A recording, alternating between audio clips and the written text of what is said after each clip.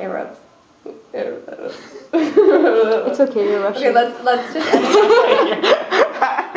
What? Oh no. It's okay, you're Russian. We can edit that part out, whatever. Just keep going. Okay. Somalia. Cause I've seen it before, and I don't care anymore. And I just want you to know that we taking mad models and popping mad bottles tonight.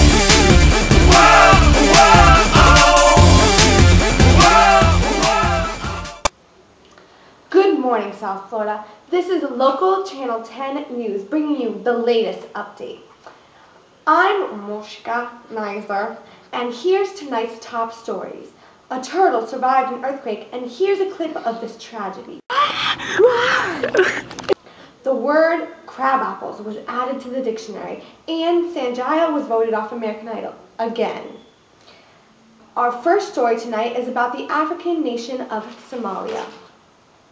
Somalia is on the Horn of Africa, jutting out into the Indian Ocean. Its many harbors are natural ports to and from India that see many foreigners, especially Persians and Arabs. Somalia has been close to civilization and international trade for the duration of its history. To the north is Saba, and the west is Ethiopia, where the kingdom of Ascom arose in the 5th century BC. After 1839, Europeans began to take interest in Somalia since Britain began using Aden as a coaling station. Somalia was a local source of meat. France and Italy developed interest. In the 1880s, these nations competed for control of Somalia during the European scramble for Africa. Ethiopia becomes a rival for control too. France claims Côte Française de Somalie, French Somaliland. British claims coastal areas known as British Somaliland. The largest part, though, is disputed between Ethiopia and Italy. They all make a new colonial compromise lasting until the 1920s. In 1936, Ethiopia's territory merges with Italy. In 1960, though, the British and Italian colonies become independent. The French colony becomes an independent Djibouti in 1977. An independent Somalia sees conflict from 1960 to 1999, starting with the reunion of the 3 large groups trapped in other states. Mohammed Stad Barre introduces dictatorship in 1969.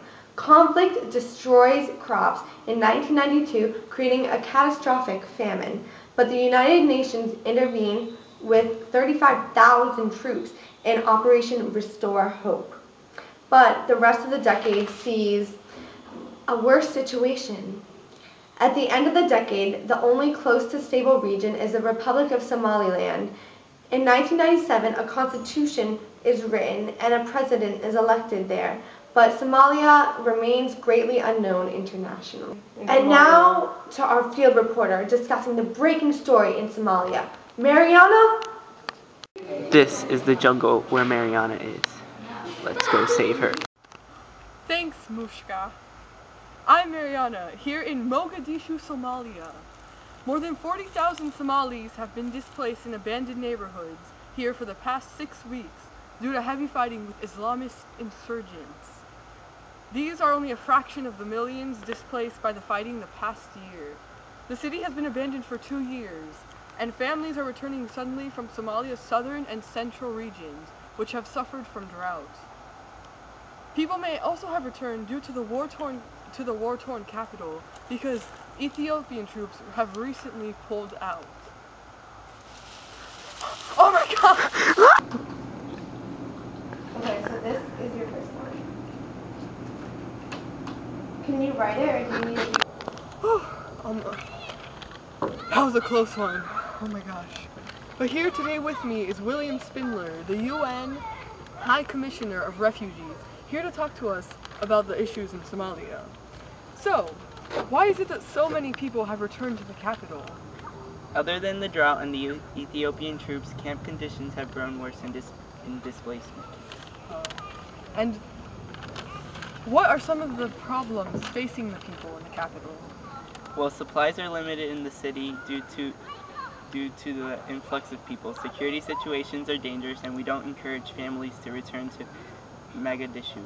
Fighting has gotten worse since the Ethiopian troops left. That's horrible. Well, thank you, Mr. Spindler, for that. And hopefully conditions will improve for the innocent civilians and their capital. Back to you. Hello, I'm Mariana Rodriguez, here today with Kate Cash and John Dixon to talk about Somalia, specifically their pirating issue, which is taking place on Somalia's 1,880-mile coastline. So far, 96 attacks have been reported. Who are these men?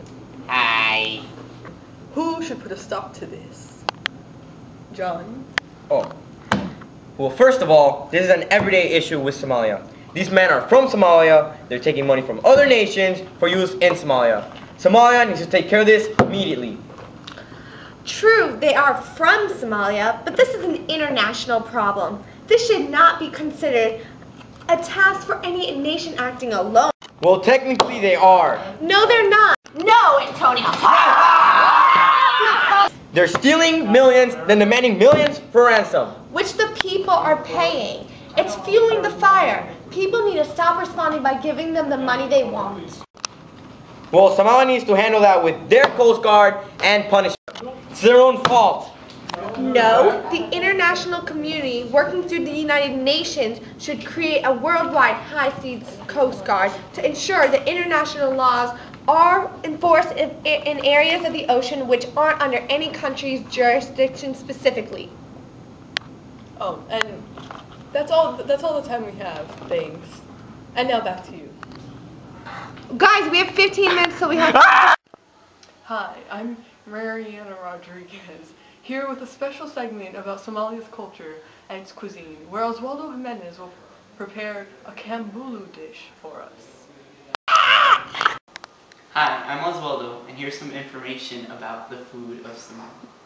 The food of Somalia varies from region to region, and it includes different styles of cooking, but what they all have in common is that it is all halal.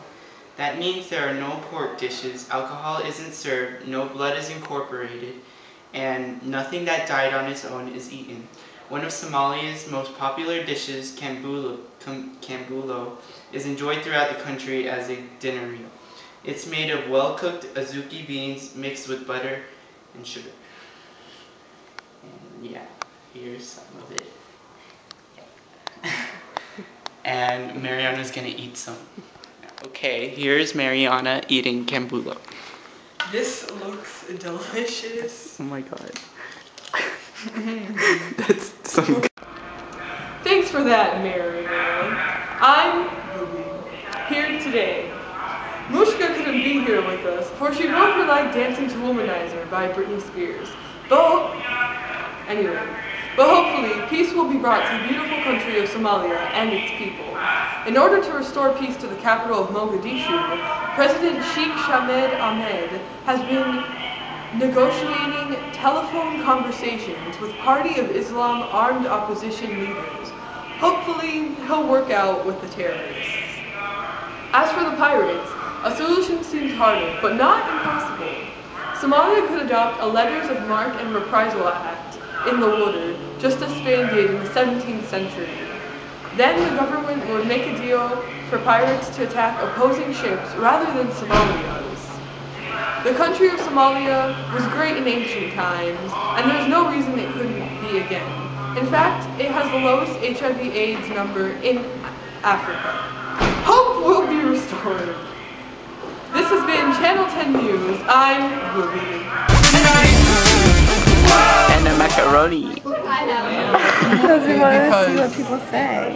That was my sister, by the way, who said. Oh, of course. It's always your sister. Yeah, she's pretty dumb. You're caught on candid camera. Oh, baby. Candid camera. Candid camera. No, stop. Candid camera. I'm taking my laptop out.